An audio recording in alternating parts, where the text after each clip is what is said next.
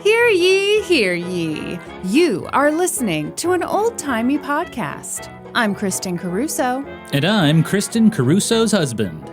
Damn right you are. On this episode, Lucy and Desi start a TV show. Woohoo! We finally made it, folks. We've done it. Don't say it like that. Don't say it like you hopped on the Oregon Trail and half your family died of dysentery and you're finally here, although it does feel like that. We've been talking about Lucille Ball for a while. No, it's been a fun journey. I'm excited for this episode. This is the episode. This is the meat. Pressure's on, Normie C. You better react like a champ. Before we start, I think it's important to acknowledge that we're recording on the 80th anniversary of D-Day. But not that you give a shit. Norman, I had a little flub last week. It's not that I don't give a shit about World War II. Interesting. Although I will admit that I did not know that today was D-Day. Oh, Kristin. I'm sorry. Very important day. Okay. Also, when this episode comes out on the RSS feed, it'll be another special day. It'll be my birthday. Oh. That's right, folks. And there's nothing I want more for my birthday than for you to give us 5 stars on whatever podcast platform you listen to this show. I thought you were going to be really tacky and just straight up ask for money. I was going to get to that. Oh, excuse me. Don't let me stop you. But if you feel like maybe it's a little too tough to give us a 5-star rating, maybe you could join us over on Patreon. Patreon.com/oldtimeypodcast. What do they get if they do that, Norm? Kristin, you're not going to believe this. This is crazy. I can't believe this podcast does this. Okay. For $5, you get access to a Discord chat. Oh, my God. You get a monthly bonus episode of An Old Timey Podcast, including the video version. Oh. You get the entire back catalog of bonus episodes from Kristin's old podcast, Let's Go to Court. And there's 57 of them. Oh, no. I just crapped my pants. It was so amazing. Oh, boy. All that for $5? That's it. Sniff my butthole. Oh, that's enough. We don't need to. You might be thinking, well, I want more. Give me more. Yeah. You got to upgrade to the $10 level because then you get a thank you card with stickers. Mm-hmm. You get monthly watch parties on YouTube. Oh. We're watching infomercials this month. I am very excited for that. You get early. Oh, wait. You are so not good at this. Because you know what? When this episode comes out on the 12th, your birthday, #celebrate, good times, come on. All right, yeah. The next day is our watch party where we watch infomercials. Did you interrupt me just to say that? Yeah, what's wrong with that? Dear God. That's me being a business cat and remembering what's on our calendar. No, that's you being a business rat. You're like, give me the tea. Let me take up your time. I'm trying to tell the people about our Patreon. Tell them. You also get early ad-free episodes and full video of literally every episode of Old Timey Podcast. And then you get to watch me do cool stuff like this. And this. Wow. Everyone. Don't tell them what I'm doing. Oh, I won't. Anyway. I'll just tell them, if you really appreciate seeing the human body engaged in top-tier choreo, you're going to want to sign up at that $10 level on Patreon. Yeah. This is peak male performance right here. Oh, I can see that for sure. You may not agree with it. But anyway, that's business cat over. Do we have any mistakes of shame before we... I don't believe so. Wow. Your episode was perfect last week. Yeah, that's what I'm saying. Yeah, even though you said, who gives a shit about World War II? I did not say that, no. So I guess that's not a mistake. You're not admitting that you messed up there. Listen. Interesting. Okay. Well, she's doubling down on it, folks. No. Let's move on, shall we? I also want to thank some people. Okay. Kristin, my army grows. Oh, I know. The Doug fans are coming out of the woodwork. They've been hiding for years, and I've brought them out. The Goofy movie fans are coming. It's really a shame because people who liked the cartoon Doug should be ashamed. They should be in hiding. But no, you, through this little podcast, Kristin, you've brought them out. We have had it with you, okay? And so I'm announcing today, I am forming a militia. Okay, John Brown. Okay. And the history homework is, let's come up with a fun name for this militia. You know, John Brown had the Potawatomi Rifles, which I thought was a great name. Yeah. So what should Norm's militia be called? You know, The Quailmen. I thought about Goof Troop too, Oh, but Disney that's might good. not like that. How about I'm going to build up my own army now? Folks, come forward if you've married a person. It's been going well for years. You know, you're not really concerned about anything. Then all of a sudden, what's this? You realize that you are married to a Disney adult. You should be thrilled.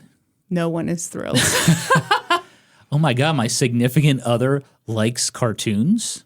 My significant other knows all the lyrics to the songs from a Goofy movie. What a talented guy. Mm-hmm. Join this militia. I'm going to make pins for the militia. Oh, yeah? Yeah, I'm thinking about making little enamel pins. That say what? Well, we're got to come up with a name first. Oh, okay. Come on. All right. Well, you have the uniform. I do? Yeah, it's tighty whities over a pair of khaki shorts. How am I telling you Doug Funny stuff? Oh, you're just you're just saying the Quailman uniform? Well, yeah, wouldn't that be your uniform? You're not going to reinvent the wheel, are you? If the name of the army is the Quailmen, that would make sense. But we haven't come up with a name yet, Kristin. Okay, I'm sorry for... I don't even know why you're giving your advice, because the whole point of this militia is to take you down. If you're going to take me down, you better do it in some cute little undies. All right? It goes to all 12 of you who are in Norm's army right now. All right, are you ready to hear this story, sir? Hey, let's get into the episode. I'm very excited. This is the big one, folks. Prepare yourselves. I've got my towel over here. I'm ready to go. That's disgusting. I don't know why you would need a towel, but yeah, I guess it is good to be prepared. That's right. Okay. Do you need a previously? Bitch, you know it. Previously on An Old Timey Podcast. Oh boy, you know what? I love doing that voice, and then I've got really sad things to say immediately afterward. Oh, good. Y'all ready? The 1940s weren't kind to Lucy and Desi. Their marriage nearly ended when Lucy filed for divorce, but they stayed together. They suffered several miscarriages, which is why it's not good that I was having so much fun with that voice a moment ago.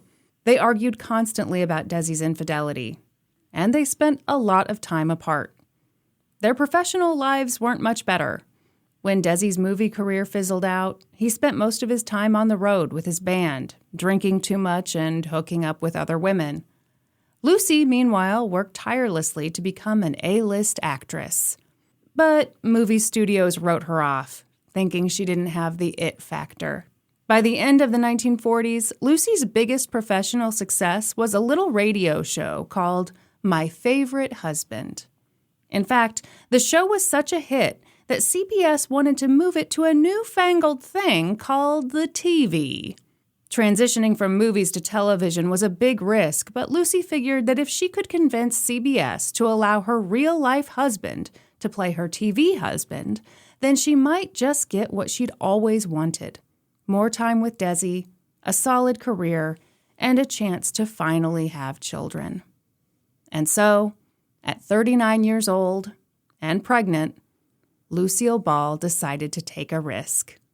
On this week's episode, Lucy and Desi start a TV show! Woo, wow, wow, wow, wow! Okay, that's enough. That's enough. I'm just trying to hype it up. Let's go. Are you as pumped as I am? Oh, God, I love Lucy. I know you're not into it. What makes you say that?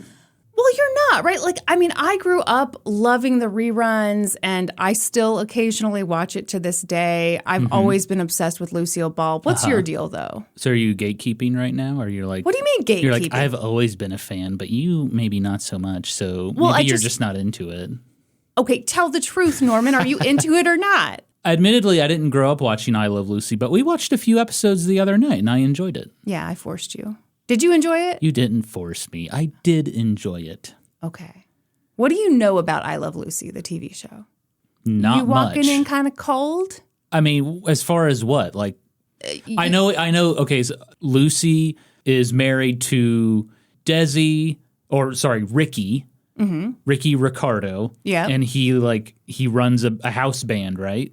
Yeah, basically. Yeah. And then she has a neighbor named Ethel. All right. Who she is always getting into hijinks with. Yeah. And Ethel's married to... Okay, you got it. That's, yeah. Spoiler alert. Well, no, I didn't. Okay. What? It's good. Let's go. Let's do this thing. Okay. I mean, you asked me what I knew, and I was just telling you literally everything I know. So I'm sorry. Sorry for answering your question. Oh, boy. Here we go. Anyway. As you may recall, when Lucy signed on to do the radio show, she tried to convince CBS that Desi should play her husband. And the executives at CBS were like, no. What will America think when they see a white woman married to a Cuban guy? Everyone will shit themselves. It'll be horrible. America will stink. Do you want that stench on your hands? That's a direct quote. Wow. Mm-hmm. Who do you attribute that quote to? They all said it in unison, which is disturbing, but also a little impressive that they were so organized. Mm-hmm. But now that CBS wanted to take the radio show to TV, Lucy and Desi figured that this was their chance to try again. They just wrapped up their variety show where they'd gone all over the country performing as a married couple. Scandalous. I'm scandalized just thinking about it. And they'd done that to prove to network executives that America would have no problem accepting them as a married couple. So they went to CBS and they asked again, could we do the TV show together? And CBS still said no. What does CBS stand for? Central Broadcast Service? Oh. For some reason I just made that up. For some reason, I thought Christian Broadcasting Station. Oh, no, I don't think so. Probably not. No. The CBS execs weren't stupid. They knew that Lucy had star power, and they wanted to keep her happy. So they did something kind of desperate. Really? Yeah. Okay, this is interesting. Desperate? So... They killed someone. No. They had someone killed. No. That's desperation. Let's say you're in this situation. You've got a star. You want to keep her happy. She's like, I want to work with my husband. I want him in the same town as me. I want him in the same industry. What do? What's your desperate move? You don't want to put them on TV together because, God forbid, America see an interracial couple. Uh-huh. What's your solution? Do you try to get Desi on another show? Oh, good job, Norm. Yes. That's like being filmed in the same place. We would like to hire you as an executive at CBS in 1950. They wanted to hire Desi as an executive? No. I'm saying I want to hire you because you came up with basically the right answer, which is that, yeah, you give him a job. They decided to give Desi a job in radio, which was kind of rude because they'd already promised that job to another guy. That man's name? Johnny Carson. Oh. What was the show? I don't remember. I didn't write it down. Damn it. Hey, don't give me that face. Don't give me that face. Research is kind of lacking in this episode. You shut your mouth. Am I right?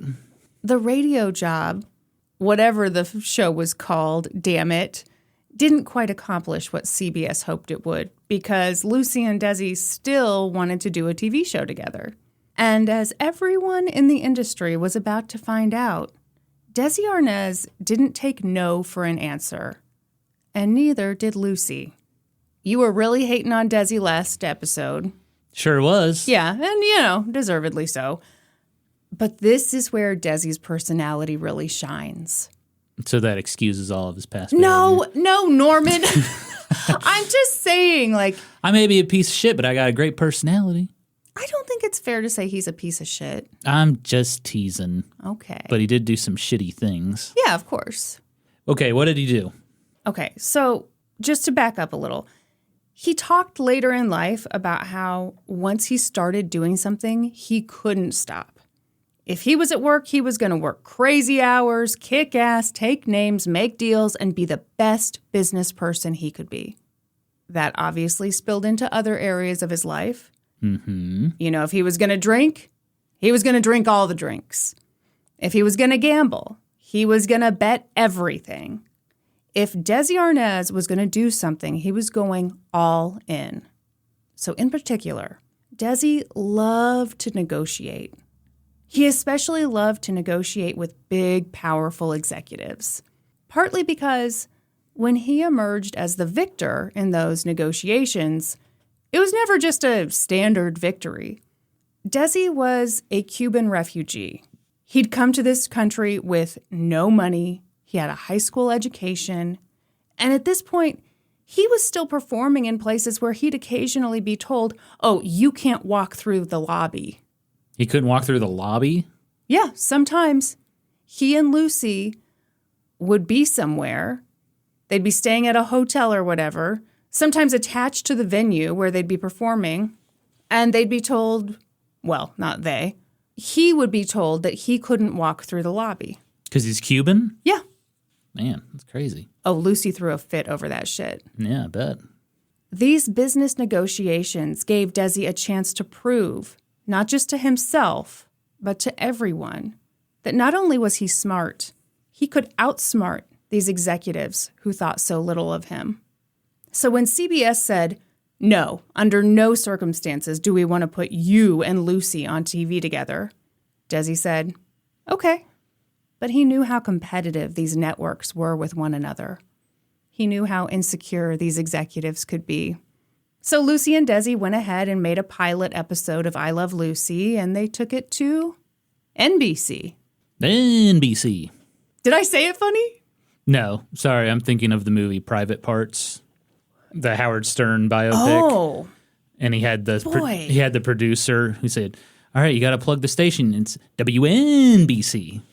WNBC. You know, Norm, you're a fascinating character because Really? you know the shit out of Goofy movie. Mm-hmm. Cats Don't Dance, all these obscure kids movies. I'm just getting started. This and then podcast here we is go, just beginning. Private Parts with Howard Stern. Yeah. What else is in that noggin? Stay tuned, folks. I've seen a lot of movies, that's all.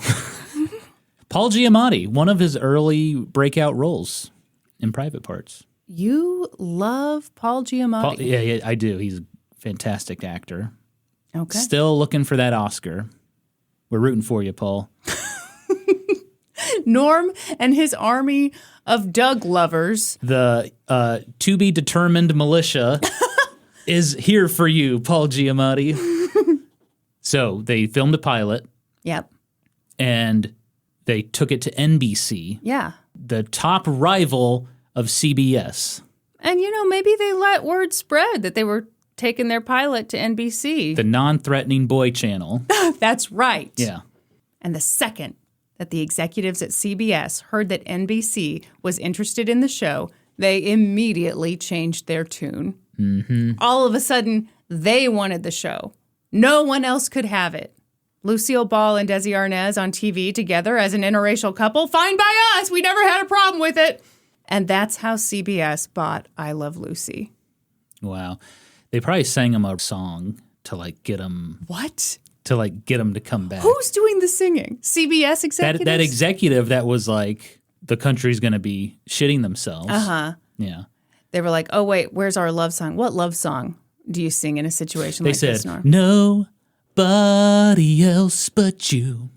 We turn into a true blue duo. Hard times we had a few. Goofy movie. Oh my God. Damn it. I was genuinely like, is this some weird song I've never heard before? You know what I'm realizing now? What? When we got married, you could have been like, oh, I think we should write our own vows. And you could have recited a Goofy movie shit to me, and I would have been none the wiser.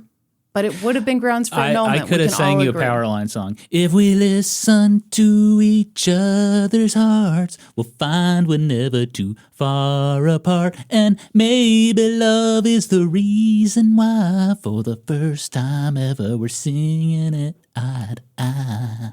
I mean, what I hate is that is a decent message that Powerline has put together for us. See? I'm sorry. I've sang 2 Goofy movie songs in a row. I'm a terrible singer, and you're trying to tell a story. Yeah. Thank you, sir. Everyone, if you think that 2 Goofy movie songs is too much in one episode, please do not wish Norman a happy birthday today. or if you think what you just heard was pure bliss, then please get over on that Patreon and join the militia. Anyway, this was a massive victory, and I'm not talking about Powerline singing his song. I'm talking about Lucy and Desi getting their show on CBS. Mm-hmm. But Lucy and Desi did not have time to celebrate, Norman. Why not? Because they had just a few months to create a brand new show on what was essentially a brand new medium. Pressure was on. The first thing they had to do was find a sponsor. Oh, Dollar Shave Club. This was critical because in the early days of TV, commercials hadn't been invented yet. They didn't even have BetterHelp. Instead, the way it worked was one company would sponsor a show, and they'd sponsor the show for the entire season. That's amazing. Like rich chocolatey Ovaltine or something like that? Yeah. Okay. Okay, this is really funny. I don't know if you were around when my dad brought this up, but he was watching some really old TV show, and he was blown away because in the middle of the show, there was basically this, I mean, we would think of it as product placement now, but way less subtle than what we get today. Yep. And he was like, how is this possible? Here you go, Dad. This is the answer to the question. They didn't have commercials yet. Have you ever seen that old Flintstones ad for Winston cigarettes? No. Yeah, so I think Winston cigarettes sponsored the Flintstones. Wasn't it always a kid's show? No, the Flintstones, I mean, obviously kids watched it as a cartoon, but Flintstones was kind of pitched as like an adult animated sitcom as well. Oh, okay. And so, in the middle of the episode, it was like Barney and Fred behind their house smoking cigarettes with the jingle, Winston tastes good like a toot-toot cigarette should. Man, what a weird time. I know. Things have changed. Now I want a freaking cigarette. Yeah.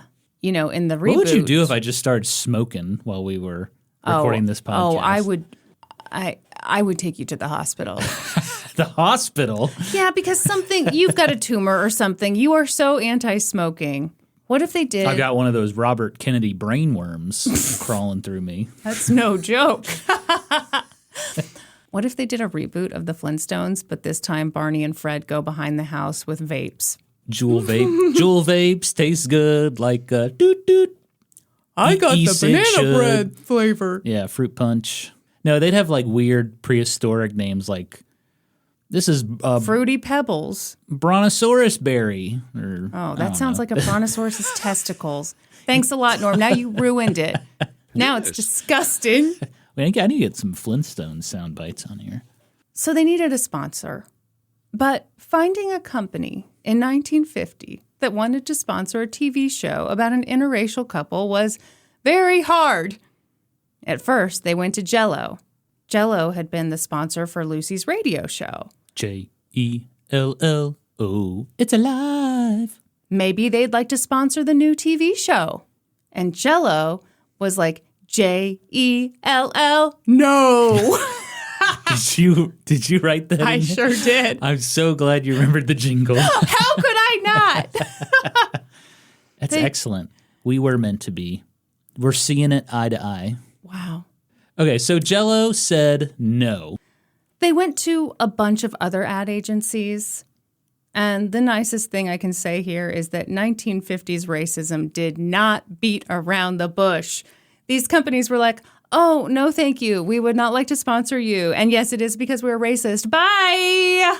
What? So did they say that? I mean, it's pretty straightforward. Like, no. White lady with the Cuban guy? No way? Nope, that's not what we're wanting to sponsor. Thank you very much. I'm trying to think of like a up-and-coming brand in the 50s that would be like, we're going to take a chance on this. Who do you think it's going to be? Saltine Crackers. Saltine Cracker Company. You think they're the edgy kind of brand that's like, we're going to take a chance on this? Mm-hmm. This was horrible, Norman. Without a sponsor, the show would quite literally not go on. But we all know that it did go on. So, Norman, we're looking for a corporate hero. It's not Saltines, I'm sorry to say. Damn. Who do you think is going to sweep in and save the day? Really think about it. Can I get a clue? Yeah. It's going to be the type of hero that makes you go, ooh. Marlboro? cigarettes? You're on the right track. It's our good friends at Philip Morris. Oh, Philip Morris. Philip Morris cigarettes. Who eventually bought Marlboro, right? I don't know what they bought and what they didn't buy besides Marlboro. research saying that cigarettes weren't harmful to your health. So anyhow, not Winston cigarettes, huh? I'm afraid not. Didn't get that Flintstones money. They were locked up with the Flintstones there. Philip Morris agreed to sponsor the I Love Lucy show for $23,500 per episode. Ooh. Adjusted for inflation, about $313K. Holy moly. How do we get that? Okay, I know that sounds good. It's actually not good at all. That's about half of what other TV shows were getting at the time period. That's crazy to me because, like, I think about I Love Lucy and how, like, a lot of the episodes were kind of filmed in, like, had, like, 2 scenes, like the sets. Where's all that money going? Oh, wow. Okay. Paying the actors and actresses, I guess. So what you're doing right now, sir, good sir, is you are comparing 1950s TV to what you see today. No, I'm not. Okay, what are you comparing it to? I'm just comparing to, like, how much that would be to, like, film on, like, one set. I just don't think it would be that expensive. Oh, boy. I'm a YouTuber with 15 years of experience. I'm about to catapult you out of here, sir, for saying that. All right, here we go. Right. You know, you're right, because television was brand new. I bet all this stuff was super expensive. Yes, it was. Yeah. Thank you very much. And let me tell you some more, okay? The funny thing was, even though Philip Morris was paying a bargain basement price, Norman, they weren't exactly thrilled about this investment. They believed in Lucille Ball. But they didn't believe in Desi. This guy can't sing. We can barely understand him. Mm-hmm. And oh my God, his drumming is so loud. Holy shit, you're not going to have him sing and beat a drum on TV, are you? It's so spicy. But sounds like me at a bar when they play live music. You do hate live music. It's too loud. I can't hear. It's so loud. I can barely eat my saltines. Yeah. The executives at Philip Morris were very confident that once the general public saw Desi on TV, they'd hate him just as much as they did, and therefore, Desi's part on I Love Lucy would get smaller and smaller and smaller and smaller until eventually he was removed from the show entirely, and everybody's happy. That's the plan on this podcast, too. Who's leaving? Just kidding. I mean, if your Doug Funny village rises up, then I guess you will drive me out of here. So Philip Morris was giving them a little money and secretly rooting for Desi to go kick rocks. But Lucy and Desi didn't have time to worry about that. The big thing they had to figure out next was location. Where were they going to shoot the show? Desi and Lucy wanted to stay put in California. Sure. But Philip Morris wanted them to shoot in New York, and so did CBS. And that was because in those days, 12 people had TVs, and 11 of them lived on the East Coast. Yeah, that makes sense. And since TV was still a very new medium and kind of unpopular, there wasn't a big emphasis on quality. Most TV in those days was done live. And the live version was what people on the East Coast saw. And the people out west got a copy of a copy. As in, no shit, someone would aim a camera at a TV screen, and that version, the shitty copy of a copy, was what the West Coast got. So they got like a bootleg version? Yes, it's like someone took a camcorder into a movie theater and was like, here's the movie. We had a bunch of those growing up. You did? We had bootleg VHS tapes, yeah. Why? My dad was in the Navy, and I think he was stationed in Hong Kong for a little bit, and like there were so many bootleg VHS tapes. Oh, sure. You could buy out of Hong Kong, and so we had Top Gun. I can't remember the others because I just watched Top Gun mostly. But we had a few. I have to brag to you now. Okay. And I'm sorry because it's going to make you jealous, but when I was a kid, my Aunt Kathy worked at a Blockbuster, okay?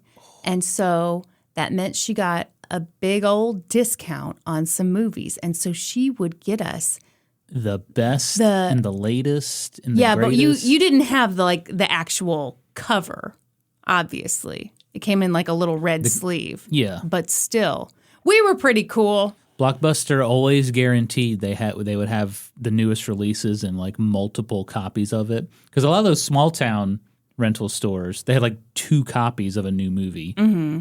You'd go in and say, damn it, where is your copy of We're Back, a Dinosaur Story? Is that a real...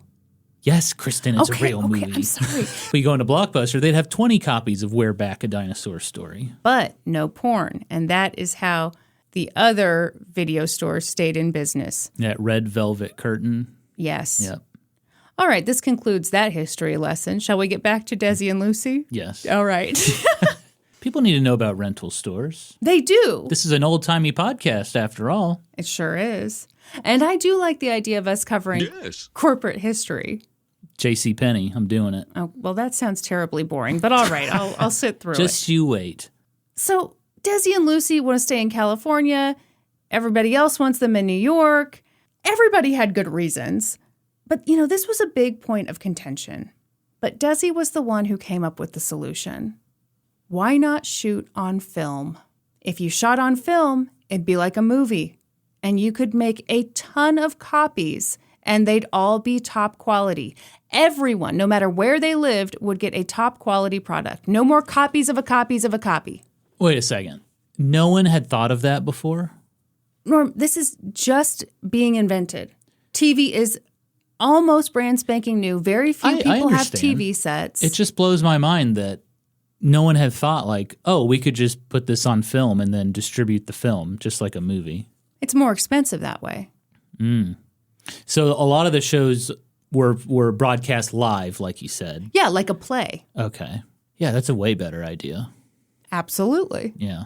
But it makes sense, right? It's a new thing. It's not that popular. Well, let's do the cheapest thing possible. My other thought was maybe they could meet in the middle and film in Kansas City. Oh, a beautiful idea. One of the greatest cities in the world, don't you agree? Well, no, I do like it here, but no. This was actually an idea that other people in Hollywood had been talking about doing. Because you're right, it's not like some crazy new idea. But Desi was the one to say, okay, let's actually do it. And even on this tiny budget too, right? Absolutely. Trendsetters. But, it was very expensive. Oh. Very expensive. Thank you, Mr. Dink. So the executives at CBS were like, whoa, okay, look, if you want to do this, you and Lucy need to take a pay cut. The two of you are supposed to be paid a total of $5,000 an episode, adjusted for inflation, about $66,000 an episode. It's about what we get paid for Old Timey Podcast. Oh, yeah, roughly. But if you shoot this show in California on film, then we are going to dock your pay by $1,000 per episode. That's it? Yeah.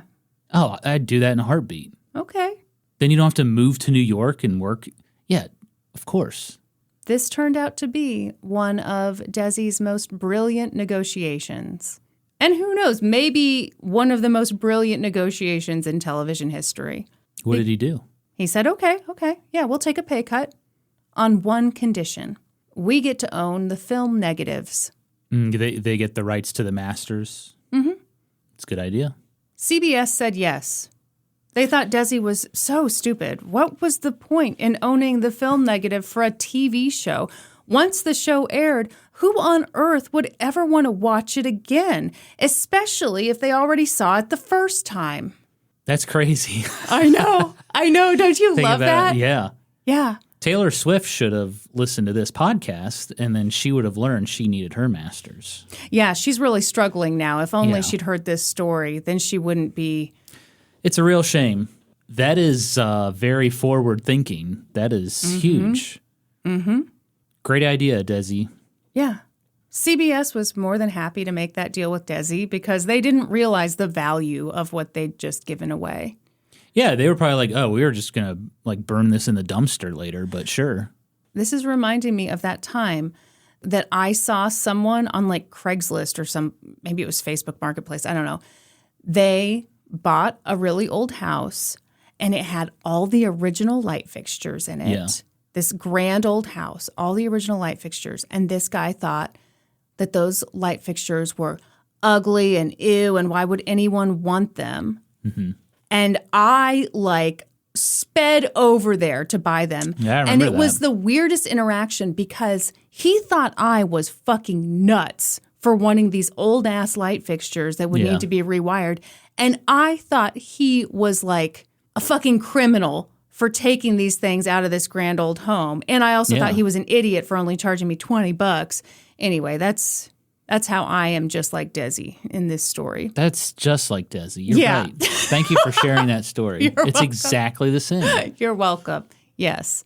So they make this deal. And, it's possible that even Desi didn't appreciate just how incredible the deal was, partly because there was still so much work to do. They'd won the right to shoot the show on film, but everyone knew that Lucy performed better in front of an audience. So the dream was to film I Love Lucy in front of a live studio audience. But nothing like that had ever been done before. Really?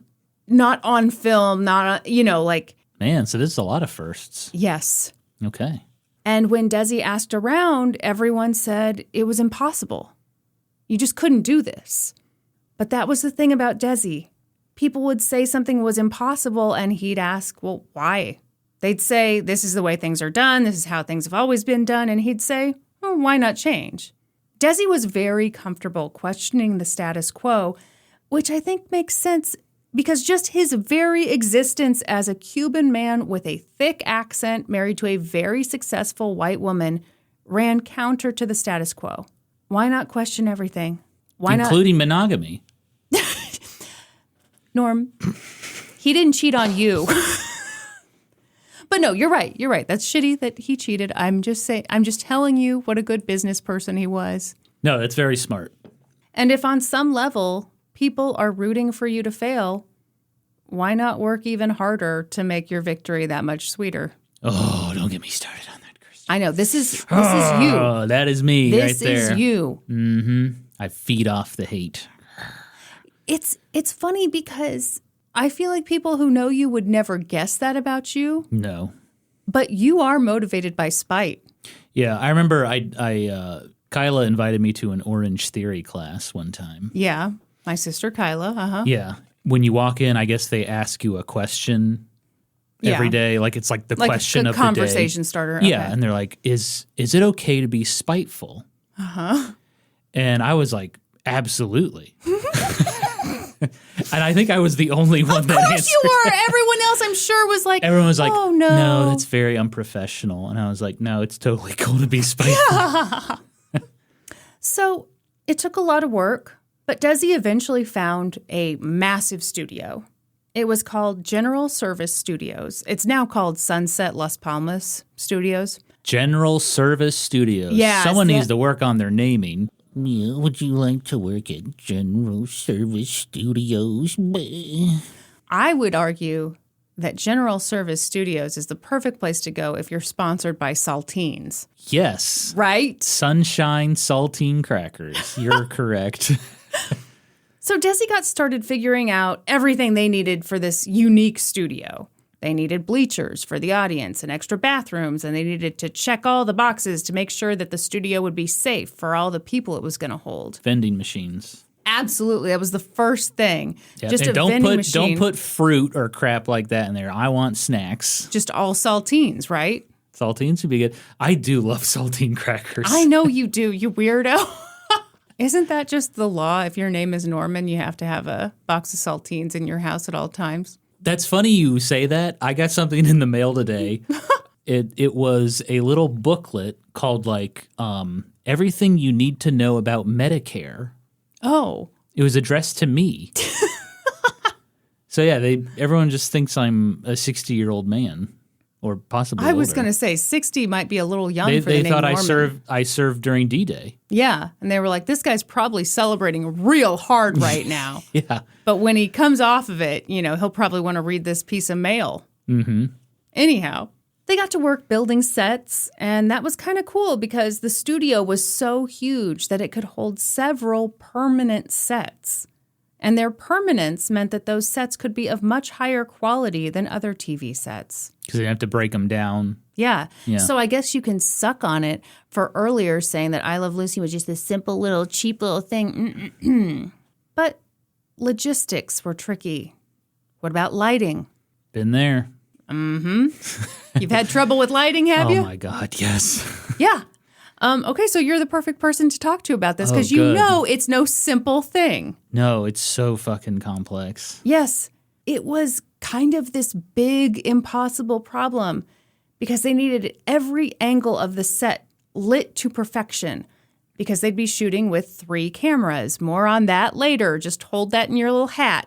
Yeah, all the shadows you got to worry about. Oh, my gosh. I'm having flashbacks. I can tell you've got a distant look in your eyes. Thinking My about God. early YouTube videos.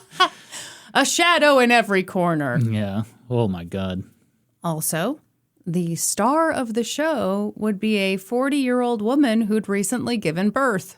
Ugh, disgusting. I know. We all agree.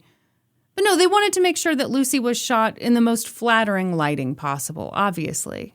I think anyone would want that, sure. Yeah, but I think it was especially important to her because she'd been this actress and she'd been known kind of for her beauty and maybe you're feeling insecure. And so, gosh, can we at least make sure the lighting is good? Fair. So here comes the damn near impossible part. Okay. They needed to do all of this without obstructing the view of the studio audience. Put them up high. This was a very tough problem to solve, Norman, because no one had thought of that yet. Another one of Desi's strengths was his ability to hire the right people and just get out of their way. Lucy had always loved the work of this legendary lighting guy, Carl Freund. Carl was a genius. He had an Oscar. He was super well respected and also very unavailable for this project. Yeah, once you get an Oscar, it kind of Elevates you a bit. Yeah, you get kind of busy. You're not going to believe what he was doing. What was he doing? He was working in Washington, D.C., developing spy shit for the government, like little itty-bitty cameras. Oh, cool. Yeah. You know, I heard the other day the United States tried to spy on Russia during the Cold War with cats. What? They put little microphone recording devices in cats. God. It didn't work out.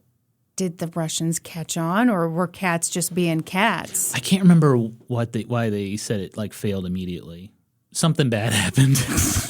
Great. Yeah. More on that later.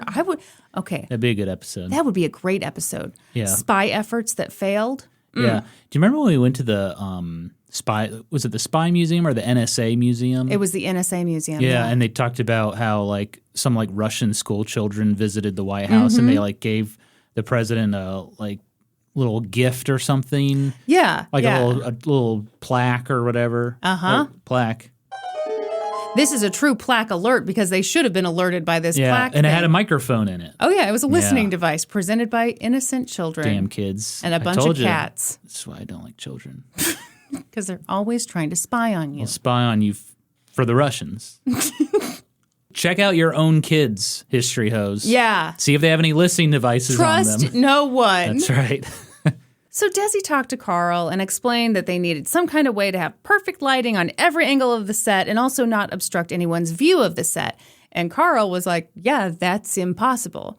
And Desi said, well, I know that everyone says it's impossible, but I'm reaching out to you right now because if there's anyone who could figure out how to do this, it's you. Or Norman Caruso. Sir, you hadn't even been born yet. Also, you don't have an Oscar. You have a YouTube plaque for 1 million subscribers, which is almost as good. Oh, my God. You look so hurt. You look so hurt. I am humiliated. I'm like Carrie on her wedding day with Big. Yeah. I'm sorry. I freaked out for a minute, but I'm back, baby. I knew you would do this. I knew you would shame me on a podcast. I knew you would make fun of my YouTube plaque. So, yeah, Desi puts on the old Desi charm. Mm-hmm. And it worked. And he slept with Carl Freund. I don't believe so. But, I mean, if you're going to do it, might as well. It's worth it. Yeah. Carl was so flattered and so intrigued by this problem that only he could solve that he forgot to ask what he'd be paid for this work. So he came out to Hollywood, realized, damn it, I'm getting minimum wage. Oh, man. But he was committed to the job, and Desi had fucked him good. So sure enough, he figured out how to do the impossible. He put the bleachers up a little higher. He came up with what is now called flat lighting. Flat lighting covers the entire set in light. It eliminates shadows completely. And to this day, it is the standard for multi-camera sitcoms. Absolutely. Okay, so we have to pause because I just mentioned multi-camera sitcoms. Multiple cameras are critical in front of a live audience because they allow a taping to go much faster. You know, all the action is being captured at once as it unfolds. Multiple cameras also can make editing easier. True. Now, We have multiple cameras. yeah, and flat lighting. We're just like the I Love Lucy show. Yeah, we could work on our flat lighting a little bit, but yeah. We sure could.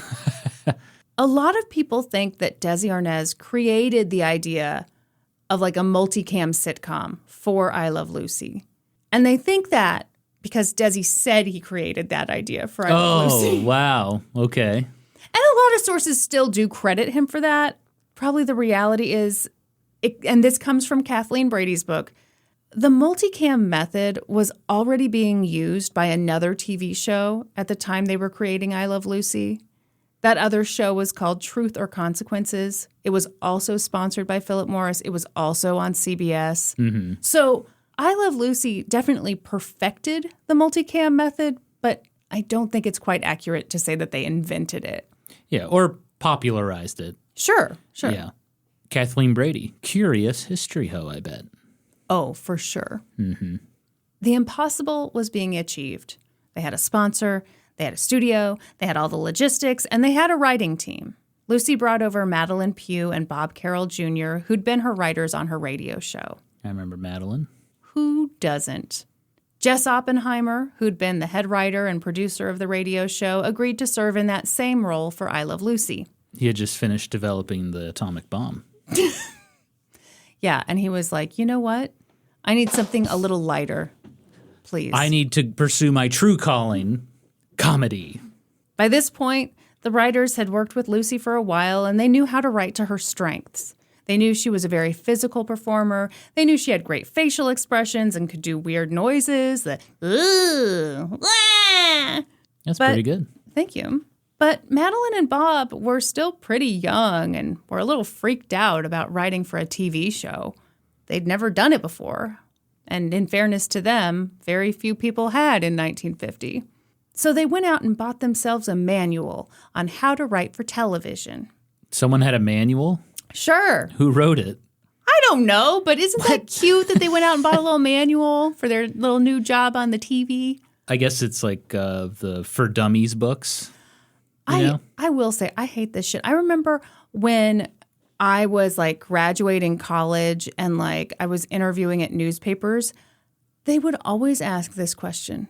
Okay, so you can write for a newspaper, but do you know how to write for web? For web? Yeah, do you know how to write for web? I think that is so fucking stupid when there's some new media, but like, oh, but do you know how to write for it? Because it's totally different. Mm-hmm. You know how people like a story in the paper? Well, when they get on their computer, they want something totally different. They want a top 10 list. Yeah, right Watch for Mojo. All we want is Watch Mojo. You just want Watch Mojo scripts.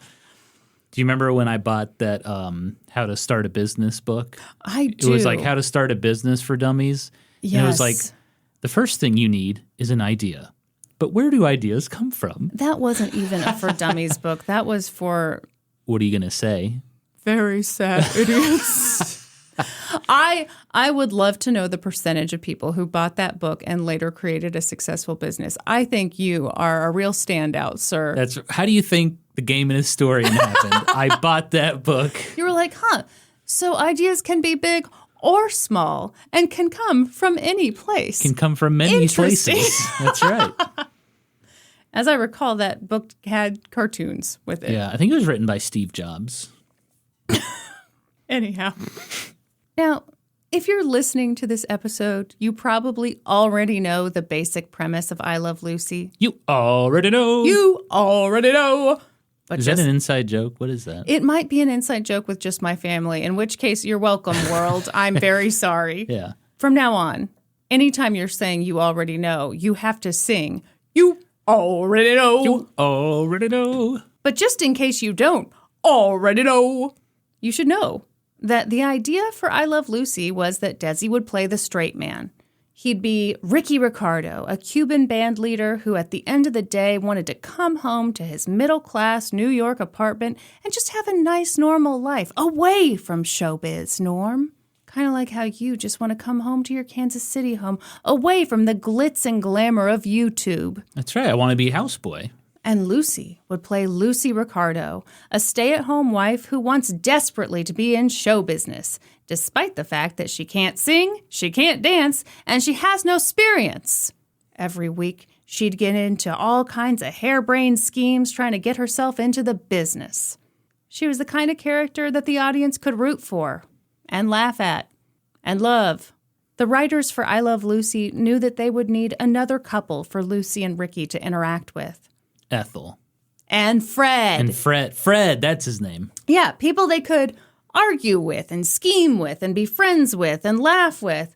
And they decided that that couple would be Lucy and Ricky's friends/landlords, Fred and Ethel Mertz. Before we go any further, I need to insert a very fun fact. Are you ready? Straight into my rectum. Oh my God. Well, bend over. We're not just doing this for the laughs. Lucy and Ricky Ricardo were originally going to be Lucy and Larry Lopez. But at the time, there was a band leader named Vincent Lopez, and they were afraid there might be some confusion and hard feelings, so they changed it. Thank God they changed that. Larry Lopez? Oh, I think that's a great name. Lucy and Larry Lopez. The alliteration. Ricky Ricardo is a way better name. I think this is one of those situations where if they'd done Larry Lopez and Lucy Lopez, and you later heard they thought about Ricardo, you'd be like, Ricardo, no. Larry Lopez is like... What? I think of Leisure Suit Larry, that old computer game. Well, you are the gaming historian. Larry so Lopez and the Land of the Lounge Lizards. Okay. Anyway, fun fact adjourned. Back to the action. The clock was ticking. They'd gotten a network, they'd gotten a sponsor, created a one-of-a-kind studio, invented a new lighting system, perfected the multi-camera system. But they still hadn't hired Fred and Ethel Mertz. By this point, Lucy had been in showbiz for a long time, so she had a couple of ideas about who could play Fred. Clark Gable? No, I think Clark was a little too big time for Johnny Carson? No, he was a little too small time. The actors she wanted were working on other projects. And, maybe some folks weren't super eager to start working in this new thing called television because, this was the time when, what? Richard Denning. Well, he kind of got cast out of a job because Desi got the job. So way to bring him up. He was probably I don't know if Lucy was like, hey, hurt. let me bring you over to this new show. You can play the landlord. I don't know that he might have. She brought a lot of friends on to play different roles. Yeah.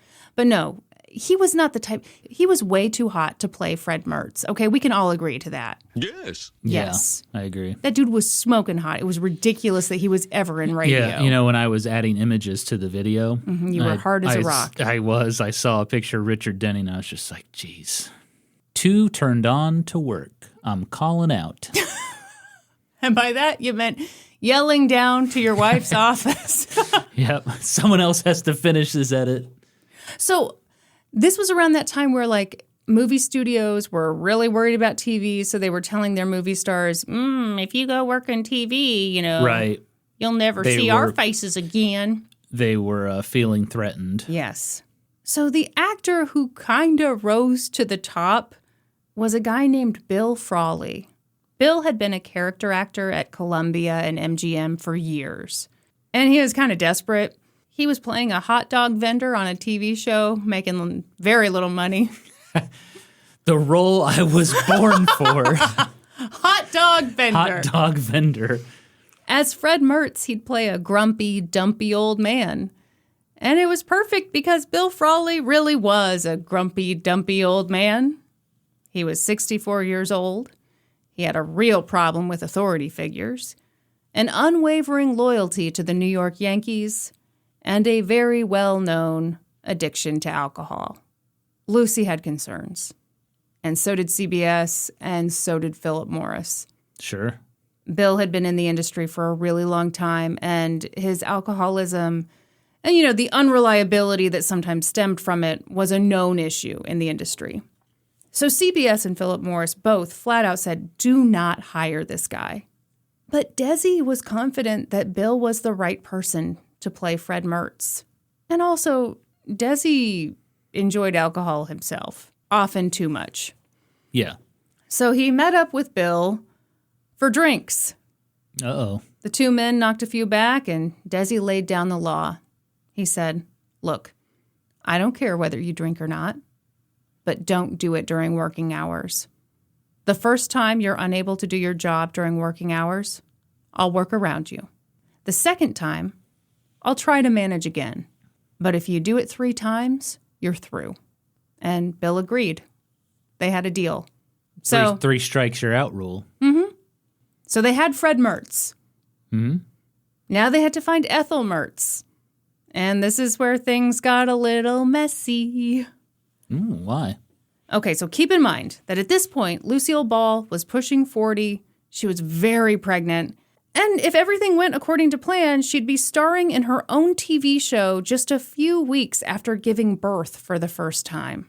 So she was maybe a little insecure and also very exhausted. And I'm fucking sorry, but common sense would dictate that the type of actress that they would hire to play Bill Frawley's wife would probably be around his same age, at his same level, looks-wise, right? Yeah. Why do Makes sense. sitcoms always do this? But that's not what happened. Who'd they get to play his wife? Gloria Swanson. First of all, you should know that Lucy was not involved in the casting for Ethel Mertz. Okay. Instead, Desi and their producer/head writer, Jess Oppenheimer, heard that this actress named Vivian Vance was starring in a play nearby. So Desi and Jess drove out to see the play and get a sense for whether she'd be good for the show. Oppenheimer heard she was the bomb. Okay. Right away, they were sold. They were like, this woman is amazing. They called Lucy at intermission and they were like, we found her. We found Ethel. Vivian Vance is perfect for the role of Ethel Mertz. And Lucy, who was already spread way too thin, was like, great, okay, hire her, cool. But Lucy had never laid eyes on Vivian. She didn't know that Vivian was pretty and thin and kind of young. She was only 2 years older than Lucy. Oh, that wouldn't work, yeah. And Lucy certainly didn't know that Vivian had beautiful red hair. Lucy and Vivian's first meeting was pretty rough. First off, Vivian was dressed to the nines, of course, because, she's there to meet her new boss. Sure. But that just made Lucy feel even dumpier. Lucy was mad and frankly kind of rude. Scratch that, very rude. She made no secret of the fact that she thought Vivian didn't fit the role of Ethel Mertz. She expected Vivian Vance to look like the type of woman who would be married to fat, old, bald Bill Frawley. And Lucy wasn't the only one who was mad about it. When Vivian met the man who was going to play her husband, she was like, excuse me? I'm supposed to be married to this guy? He's 22 years older than me. You're right. This happens all the time Yes. in movies and TV shows. I hate it. What's the worst example you can think of? The one that always comes to mind is King of Queens, where Kevin James is married to Leah Remini. Okay, so here's my issue with it. Okay, we've got Kevin James and Leah Remini as a couple. All right, that's not against the law. But you know what? It better be talked about. It better be regularly featured in the show, because that fucking show, I remember there was an episode where Kevin James was upset because Leah Remini kept putting her hair in a bun and it wasn't very attractive to him. And I'm sorry, I cannot have been the only person watching that going, are you fucking kidding me? If you saw a man who looked like Kevin James, who was married to someone who looked like Leah Remini, and he was like, I'm not very turned on by her hairstyle at the current moment, you'd be like, dude, what the fuck? This is like the SNL skit with the guy that collects Smurfs and he's married to J-Lo. It's exactly. And also Kevin James in that show was like a FedEx driver or something. He's a UPS driver, yeah. Yeah. No, in real life, if someone looks like that and they're married to someone as hot as Leah Remini, it's because he's a billionaire. All right? This is no offense to Kevin James. Yes, offense to Kevin James. Well, he's a perfectly fine-looking gentleman. That's not what I'm saying. I am saying... You're saying Kevin James outkicked his coverage with Leah Remini. Outkicked his coverage in like a stratospheric way. Yeah. Okay? And when that happens, it has to be talked about and acknowledged. Otherwise, it's fucking weird. And that's what I hate about movies and TV shows where there's like this weird, crazy mismatch in ages or looks or something. And it's like, that's fine if we're going to do that. But don't try to tell me that this is a normal everyday couple that I would see in my middle class neighborhood. Yeah. You know, that happens to Kevin James again in the movie Hitch. Yeah, it's really unfortunate that he always falls ass backwards into really beautiful women. Oh, get ready for this. He falls in love with his like billionaire boss who looks like a supermodel. Yes. The reason I say yes, offense to him is because these dudes are involved in the casting. Come on. Yeah, so you think Kevin James should have been like, this is not believable that I would be married to this woman. Yes. What about you and I? There should be a joke about like, I've got a 7-foot dick or something. Like there needs to be some reason. 7-foot dick? I don't know. There needs to be some reason. How's he going to make any deliveries with a 7-foot dick? You have to wrap it around himself and tie it off. Yeah, that's fair. Yeah. I don't know. Are we a mismatched couple? Do you think people see us and they're like... Oh, God, I hope not. And they think, man, that guy really outkicked his coverage. No, I don't think people think that at all. You're a very good-looking guy. Ooh. Okay. Whoa. All right, calm down. That was a tangent worth having.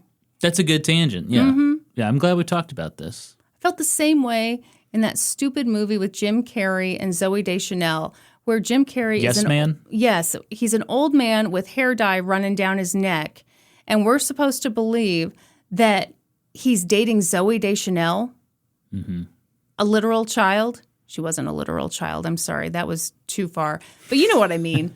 Yeah, now I'm trying to think of more. There are so many. Yeah, there really are. Michael Richards in Seinfeld. Oh my God, yeah. Kramer. Yes. Well, all those guys, actually. Kramer had super hot girlfriends. George had super hot girlfriends. Yes. And Jerry had super hot girlfriends. God forbid we see a normal-looking woman on TV. Yeah. In a comic role. Yeah. Give me a fucking break. Oh, I get so pissed off about this shit. George Costanza should not be getting women like he did on that show. No, but also, I'm sorry, Kramer didn't even have a job. Yes, he did. No, he didn't. He invented a cologne. He wrote a coffee table book. That was stolen from by Calvin Klein. Yeah, but he was compensated. Remember, he got that modeling gig. Anyway, he spilled hot coffee on himself. And I'm supposed to believe that he is dating Sarah Silverman. I think not. Yeah, that was one of the worst ones. Mm-hmm. Anyhow, we'll move on. By the way, Lucy and Vivian would eventually become very good friends, but Vivian and Bill never got along. Yeah. Okay, and there are probably a lot of reasons for that. Bill seems like a bit of a pill. Bill pill? Nah, but Vivian took her craft very seriously, but Bill really didn't. Like, he didn't take the show seriously at all, even though he was very good at his role. He was a hell of a hot dog vendor. Damn right. I mean, I would believe him as a hot dog vendor. Oh, yeah. The story is that one time he overheard Vivian complaining about how unfair it was that she had to play the wife of this dumpy old man, and he was very offended by that remark. Yeah. And he stayed offended forever and ever, amen. But again, come on, dude. So things weren't perfect, but they were coming together. They were about a month and a half away from shooting their first episode when Lucille Ball went into labor. This process of creating the new show and getting everything in place had been wild, But it had been important to Lucy and Desi because if the show was even mildly successful, then they'd get to work together. No more going on tour, no more working nights while the other worked days. They'd be together with their child. This child that they'd been hoping for and praying for 10 years. They'd suffered several miscarriages, but neither of them had given up hope that one day they'd have children together. And on July 17th, 1951, Lucy went into labor. When she got to the hospital, the medical staff discovered that the baby was coming feet first, and they were like, woo, C-section time. So they knocked Lucy out. Feet first? Yeah, it's in breach of contract. Ha ha ha. Sorry. I used to have a court podcast. That's a little court humor for you. You're welcome, everyone. Wow, so insightful. Before she'd gone into labor, she and Desi had agreed that if the baby was a girl, they'd name it Susan. So when Lucy woke up and found out that she'd had a little girl, she was like, oh, where's Susan? And Desi was like, surprise, I named her Lucy. He named the child already? Yeah. Lucy with an I-E. I guess it was fine. What? You look like you have thoughts. Well, I just feel like he could have waited, Yeah. gotten input from Sure. the woman who gave birth to the child. Yeah, that would be ideal, I think. Yeah. But he's just so charming and fun. Oh, haha, you're so cool, Desi. Oh, my God. I'm a hater. That's okay. Yeah. Yeah. You're allowed to have your feelings about Desi. Lucy and Desi were overjoyed and overwhelmed. Just 7 weeks after Lucy gave birth, they got to work filming their first show. It was a whirlwind, partly because right before the show got started, producer/head writer Jess Oppenheimer was like, just so you know, I own 20% of the show. Hee hee. And Desi was like, no, you don't. And Jess was like, the agreement I have with CBS is that I get 20% of whatever series I make. If they didn't tell you that, then get mad at CBS, which was a fair point. So what did they do? Desi got super fucking mad, and he decided to end the show before it even started. He just said, we're not doing the show? Yeah, he was like, fuck this. Which, I mean, that is huge. That's 20%. But I think Jess Oppenheimer was also right that it's like, this is the deal I have with CBS. If CBS didn't tell you, get mad at them. Don't get mad at me. Yeah, of course. But Lucy put her foot down. She was like, we cannot quit. No, we've come this far. Yeah, this We've is gotten so much already done. a huge risk. We've literally revolutionized how to make a TV show, and we haven't even made the show yet, and you want to end it right now. But also, if we back out now, we will solidify ourselves as failures. Everyone in town knows we're doing this show. They know we're doing it big, and you want to stop now? Over money. Right. So Jess kept his 20%, and he actually gave 5% to Madeline and Bob, the young writers, which is very sweet. That's very good. But this set the tone for what would be a never-ending power struggle between Jess and Desi and Lucy. But that's a problem for a future day. For now, they had to get to work. And boy, did they. Put in work. Work. Put in work. Work. That's what we sing at the start of every work day. The thing about doing something groundbreaking in a really short period of time is that it can kind of feel like you're trying to assemble a car as you drive it. Lucy and Desi had a lot riding this. Oh. Lucy and Desi had a lot riding on this. Mm-hmm. It's important. They were not riding this. Yeah. I hadn't even been born yet, okay? Yeah. And actually, neither had my parents. So there you have it. Lucy and Desi had a lot riding on this. So things were a little tense at first. At read-throughs, Lucy was not great, and that's because she was a rehearser. She rehearsed everything over and over again so that when she performed all the physical comedy, it felt really natural and believable. But until she got to that point, whew, it was rough. Ironically, the rest of the cast did really well at read-throughs. Desi proved to be an impressive straight man. He had really good timing. Bill Frawley was perfect as Fred Mertz. And in typical Fred Mertz fashion, he didn't give a shit about much, so while everyone else took the show super seriously, he'd show up, memorize his lines, and not even bother reading the rest of the script. It was not important to him. Blue-collar guy. I like it. And that really pissed off Vivian Vance, who took every line seriously and was more than willing to argue about it if she thought it would improve the show. That first week of rehearsals went pretty well. But that's not to say that the filming of their first episode was some smashing success. In fact, it was kind of a mess. They were still figuring things out. It hadn't occurred to them that they could add music from the band after the fact in editing. Plus, they were still playing with camera angles, so they had a bunch of close-ups and long shots. So wait, they were trying to play music live as they filmed? Yeah, so it kind of goes... it's like they were reinventing a lot of stuff, but, some stuff is just the way it's always been done. So if other TV shows are done like a play, well, yeah, you've got the whole orchestra there. That's crazy. Yeah, it just didn't occur to them that, like, oh my God, there's a much easier way to do this. The first episode was such a mess to edit that even though it was the first episode they shot, it was the fourth episode that they aired. That happens a lot in TV. Oh, really? Yeah, I've seen that before. Well, and not necessarily the pilot, but I remember watching The Golden Girls, and there were some late season 1 episodes that were clearly made as like earlier. The second or third episode. Yeah. You've really studied The Golden Girls. I have. I think that makes sense as you're figuring stuff out, especially in the editing process. Like there are going to be some episodes that come together faster than others. And back then, it was all film, so that was old school editing. Yeah. Cutting the film strips and stuff with literally a pair of scissors and whatnot.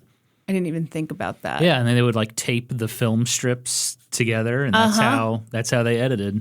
God, that's wild. Yeah. So they're still figuring things out, and people were still figuring out whether they even liked the show.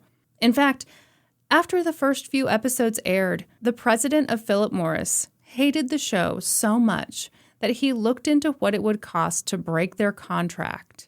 Man. I know. Must really not like it. And he wasn't alone. At first, critics weren't wild about the show either, but viewers were. The show debuted on Monday, October 15th, and by early November, 1 in 9 Americans tuned in to watch the show. 1 in 9? Yeah. And I don't know, maybe that's 1 in 9 who had a TV set, but... Well, it's becoming a phenomenon. I don't want to go on too many tangents, but like I feel like that happens with a lot of TV shows. What do you mean? That like they have a very like rabid fan base. Yeah. And they love it, but like for whatever reason the network like moves the time slot too much or just keeps messing with it or just decides outright to cancel it. Yeah.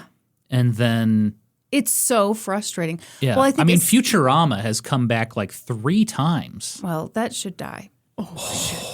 Oh, no. Oh, your the army militia. grows. Oh, your army grows. Rise, I know. Rise, hose, rise.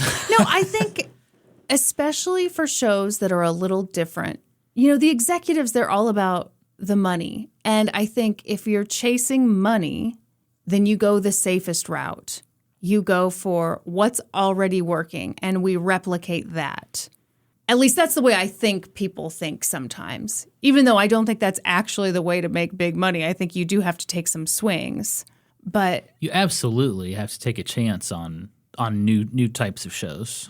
You have to take a chance on the Cuban band leader who's sleeping around, even though you have the super unpopular opinion that cheating is wrong. Right, Norm? I know cheating is wrong, but damn, he's charming. But I guess this is a little different because critics, you said critics... Initially weren't that into it. Initially, critics weren't into it. Philip Morris, Mr. Cigarette Man, was not into it. Uh-huh. But the viewership was very high. So it's funny. The studio audience loved it. So that tells you something. 1 in 9 Americans tuned in. Yeah. That's huge. It's absolutely huge. Yeah. I feel like Lucy and Desi knew America. They knew what Americans would like. God, there's a certain timelessness and am I about to make up a word? Universality? Universality? You know what I mean. You don't have to look it up. People know. People know what I'm getting at. There's so much physical humor in I Love Lucy, and there's such a simplicity to everything. I mean, to the sets, to, there aren't a ton of characters on there, that almost anyone can watch it and understand what's going on, and almost anyone can watch it and be in on the joke. And so, yeah, it doesn't surprise me that this took off with audiences. And you can tune in to any episode and not be lost. That's true. Yeah. You don't have to follow who's this, what's that, why are they doing that? Because each episode was its own contained plot, right? Episodic. Yeah. Supersonic. Supersonic. That's for your fans. Are you referring to Sonic the Hedgehog? I am. When he turns into supersonic and he turns yellow? I'm afraid I am, yes. You have no idea what I'm talking about, do you? Listen, I'm just picturing coins, okay? Sonic collected rings, not coins. Oh, God, okay. Mario collected coins. Listen, I'm just the gaming historian's wife, okay? I just sleep with the guy, all right? Wow. The knowledge is not sexually transmittable. Imagine if it was. That'd be Every great. time we banged, you're like, so Shigeru Miyamoto considered Mario an athletic type game. Incredible. What would you take from me? What knowledge would I impart to you? How to get my skin looking real good. I haven't figured that out myself. I'd be an incredible writer. Oh, thank you, darling. In fact, I just wrote you a poem. If we listen to each other's hearts. God. Power line again? My God. You never know when power line will come in handy. You never know when you'll need to bust out a power line song. So this show became so popular that it changed how people lived. So it aired every Monday at 9 p.m. Eastern. And every Monday at 9 p.m. Eastern, telephone calls dipped, water usage went down, stores closed. They put up signs that read, "We love Lucy too." That's so cool. Isn't that wild? Yeah, that's big time right there. Well, I mean, these were the days of appointment television. So yeah, everyone's doing this one thing right now. Mm-hmm. And if you miss it, you're screwed. Because reruns haven't been invented yet. I'm thinking of that Black Mirror episode where the Prime Minister fucks the pig. Yes. He didn't want to, just in case anybody wants to. Everyone tuned in to watch it. Yeah. And while that was happening, the bad guys who were behind the whole thing, got away or whatever. Yeah. Yeah. Yeah, because they had kidnapped the princess's ransom or something. Yeah. Which is the plot to a lot of Mario games. Mm-hmm. And I know that because I had sex with the gaming historian. That's right. And they said, Mario, we're not giving you Princess Peach back unless you fuck this pig. And Mario said, but that's Kermit's girl. Mario said, okie dokie. If this podcast doesn't work out, I think we've got a career in fan fiction. And then he... Oh, good God.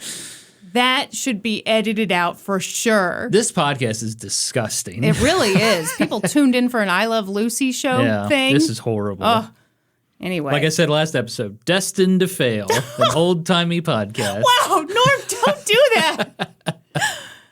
Sponsors and network executives had been convinced that no one would want to watch an interracial couple on screen. But they'd been wrong. And what's so interesting is that rather than try to make Ricky's character more palatable to an audience that would supposedly be so devastated that he wasn't white, instead, the show reminded you that he was Cuban. Yeah. He sang Cuban songs. When Ricky got angry, he'd go off on a rant in Spanish, which was something that Desi really did when he was angry. Spoke super fast. Yeah. That episode we watched the other day, the Vita Mita Vegemin. Mm-hmm. Yeah, he went on a few rants in Spanish. Yeah, it was funny. I Love Lucy was heartwarming and goofy and timeless, and it quickly became the #1 show on TV. I just realized I went too fast there because you were talking about Desi going off in Spanish. Yeah. I am just so blown away knowing all the opposition they got And I think the natural thing when all these people are telling you, all these, supposedly very smart people are telling you, oh, this is not going to be a hit, this, and the problem is you. The problem is you and your race. Yeah. And you're singing and you're drumming and, oh, we can't understand you, all this stuff. You would think that the thing to do when you're scared is try to downplay the things that people are saying are your flaws, hire a coach to alter his accent, definitely not have him sing Cuban songs, don't give them the last name Ricardo. But the show leaned into it. And I love that. I just feel like that was such a brave, really cool choice. And way braver than a lot of the stuff you would see on TV for decades to come. Now, there's a lot that's very traditional about the show. And of course. Very like, oh, you watch and you go, oh, God. It's a show of the times still. Sure. And even a show that was in a way behind the times a little, just because Lucy was playing a housewife when a lot of women were, either they'd already been in the workforce or they were entering the workforce. So World War II changed a lot of that. Yeah. I'm hoping that you start caring about more. The workforce? World War II. Oh, no, never going to happen. That first season, they shot 35 episodes in 35 weeks. That is insane. And actually, I remember we were browsing the episodes on Paramount Plus. You can watch I Love Lucy on Paramount Plus, by the way, which is who owns CBS and whatever. But yeah, when we were browsing, I was like, holy crap, season 1 was, 35 episodes. It's ridiculous. Yeah. Yes. When I think of like a season of a TV show, 10 episodes, 12. I can't imagine how overwhelming that would be. It would just be like, I imagine it'd just be like a marathon, and your focus is just like, well, I can't change my pace. I just keep going. Even just the writing alone. I'm glad you mentioned that because I mentioned earlier that the writers had purchased that manual that was supposed to teach them how to write for television. Yeah, writing television for dummies. They were so busy writing the #1 show for TV that they didn't have time to read that manual. So, hey, trial by fire. You'll learn as you go. Yeah. The show became so big, so fast in this new intimate medium that in an effort to take some pressure off of themselves, Madeline and Bob posted a sign in the writer's room that read, "It's just a show." It was just a show, but it was also, as I said earlier, the creation of appointment television. The show was so far ahead of its time. Lucille Ball, at 40 years old, a woman who never quite made it as a big movie star, established herself as an undeniable comedic genius and an incredible actress. In that first season, we got Vitamita Vegemin, where she did one of the hardest things an actor can do, which is act drunk. She was so good. Yeah. She played every angle of that. Like you see her going through the kind of like, happy, charming, and then trying to straighten up. And my favorite is like I think it's like a stagehand comes up and says something, and she just like stares at him. Yes. He's like a shorter man. Yes. And she just like stares at him for like a minute straight. It was so funny. It's incredible. It's incredible. The wild thing is that Desi and Lucy went into that first season hoping to just do okay. Instead, they were a smashing success. It was incredible. Smashing. It was doing what Lucy had always hoped it would do. It brought her family together. Lucy and Desi's mothers attended every taping. Lucy's mother, Dee Dee, even had her hair dyed red, and she loved to talk to reporters before each show, and they'd ask her about Wait a minute. She dyed her hair red? I know, it's like too much. Dee Dee Pickles? What? Oh, my God. Dee Dee Pickles had red hair. Oh, my God. This is blowing my mind. Okay, well, I thought you were going to talk about how it is kind of cringy that she was, like, trying to get in on this. But no, you're talking about Dee Dee Pickles from the Rugrats. From Rugrats. Excellent. Yes. Lucy hired her cousin Cleo to work on the show and Cleo's new husband to handle their PR. Lucy and Desi worked together, and they worked together really well. She was the star of the show, and he was the star of the business. They wrapped up season 1 on top of the world. They experienced a level of fame and adoration that Lucy could never have imagined. When she dreamt of being an A-list actress, she thought, people would admire her. But as Lucy Ricardo, she was a lovable underdog. She was in people's living rooms, making them laugh, and people truly loved her. But Lucy didn't know what to do with that level of success. It's kind of all new to her. Yeah, and she didn't trust it. She thought about her childhood. The happiest times they'd had were when they were all living together in that little house in Celeron, and it had all vanished. And now Lucy had everything she'd ever wanted, and she was terrified. Did she have any kind of imposter syndrome going on? Or was she pretty confident that she was the bee's knees? It was just she was scared it would all get taken away. I don't think it's accurate to say she thought she was the bee's knees. I think she was confident, but also as confident as you can be when you're part of a team, And you want to make sure everyone, okay, if you're writing that script, it better be a damn good script because I'm the one who has to say the lines. Yeah. And, she would rehearse and rehearse and rehearse like nobody's business. I mean, she always did her homework. So she wasn't arrogant, oh, I don't need to put in the time. She definitely put in the time. Well, that's not what I'm talking about. Yeah. I'm referring to imposter syndrome of you don't think you deserve the success. You're a phony. I don't think she thought that. I just think she thought that it could all go away. She was thinking about things that had happened in her past, how it went away in an instant, and she was worried this would happen to her again. Yeah. And in her mind, when Warner Erickson was shot on her family's property and her grandpa Hunt was held liable. Yeah. Which, again, in my personal opinion, that's how it should have been.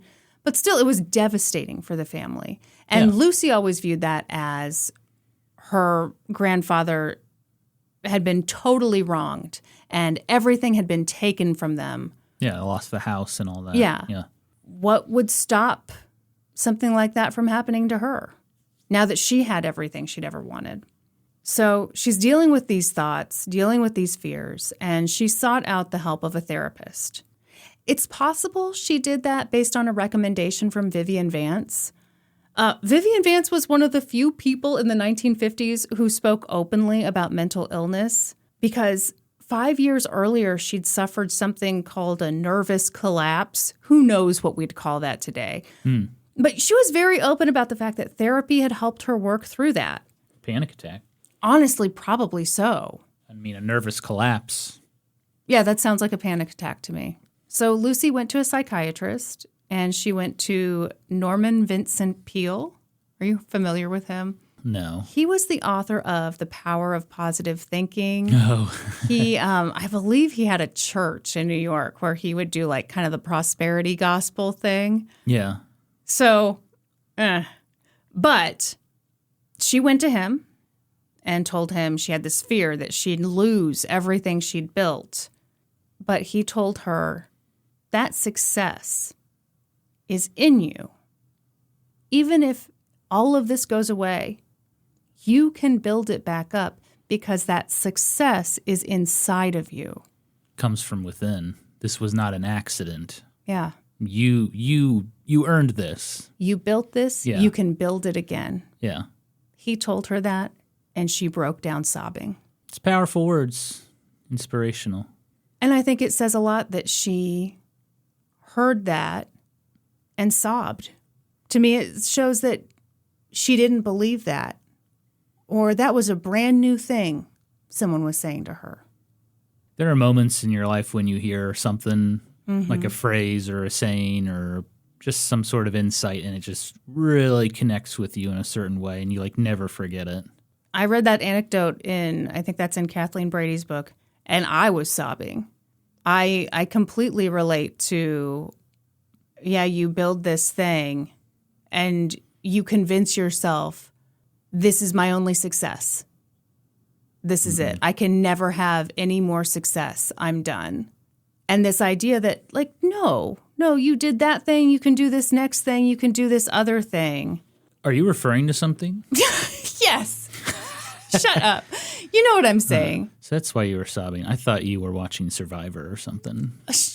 I have cried watching Survivor, but that's none of your concern. No, I've cried a lot researching Lucille Ball. I know. There's just a lot of I've stuff come down that to your hits. office to just, like, hey, what do you want to do for lunch or something? And you'll I'm just like, "Ah." have tears in your eyes. Yeah. Yeah. Well, you could relate to maybe some of the things Lucille Ball was experiencing. Absolutely. And, there's so much in this story, as we will see as it concludes, that, like, it's about building up and having something that looks really great and then having it fall apart, you know? And that's really, like, powerful and sad. And I think there are lessons in, like, how to handle it and how not to handle it, which we'll definitely see in future episodes. Desi, come on, dude. But also Lucy, come on, dude. Really? A bit, yeah. Mm-hmm. But anyway, that's future episodes. You're jumping ahead, sir. So, she sought out help. She's getting some of that reassurance she needs. Yeah. And a while later, it was time to start season 2 of I Love Lucy. And then it looked like she really was going to lose it all. Oh? Lucy was pregnant. Oh. Well, you could write that into the show, What? right? Excuse the fuck out of me?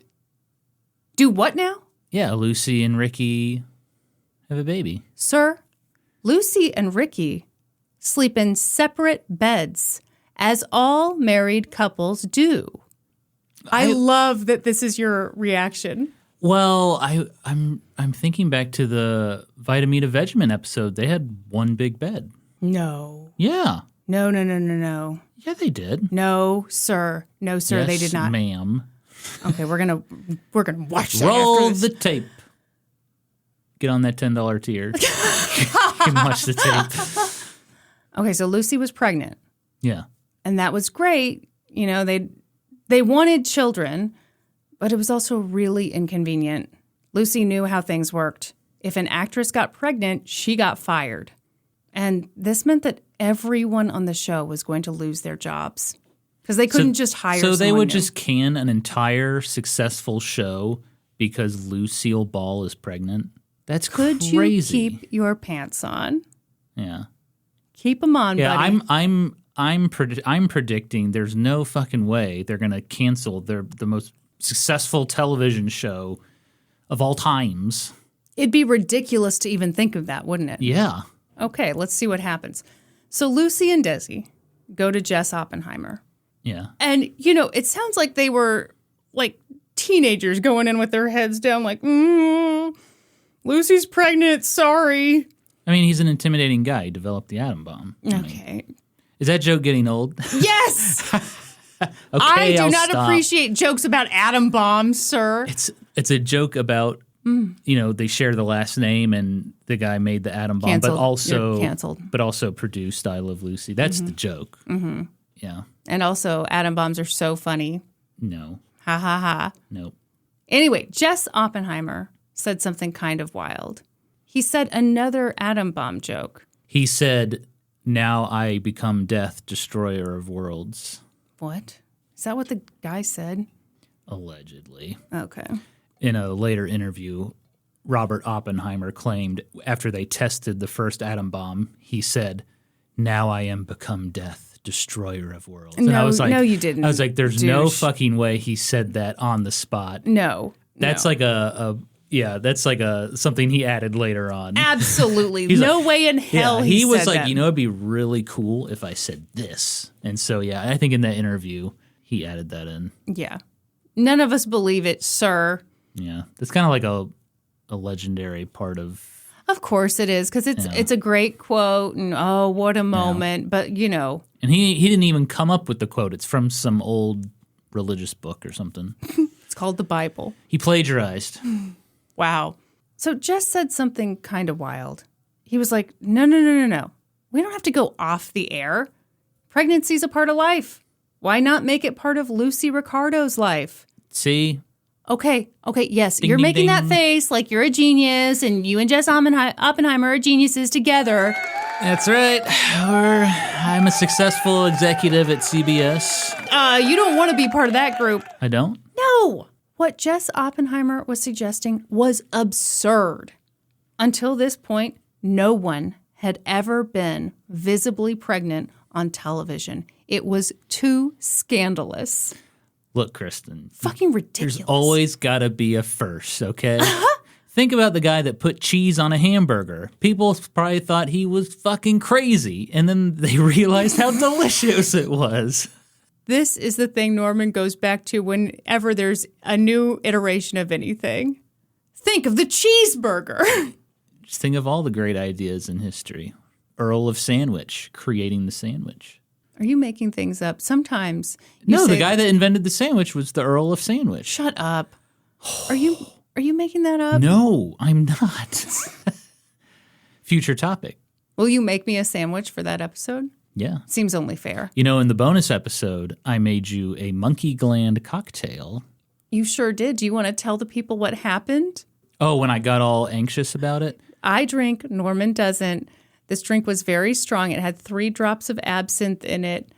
And I took like a couple sips and Norman was like, stop drinking it. I thought I had poisoned and killed my wife, basically. And yet here I sit. So I highly recommend you get on that Patreon so you can listen to the monkey gland episode. It's very fun. Yeah, if you haven't heard someone talk about testicles for 3 hours, You're missing out. yeah, because you obviously want to hear that. Yeah. So $5 on Patreon, that'll get you there. All right, this ad is adjourned.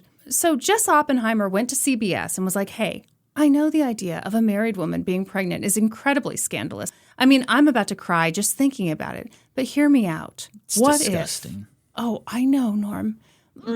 Yeah. What if, since this is the #1 show on television, Yeah, you have so much leverage. we just go ahead and keep making it?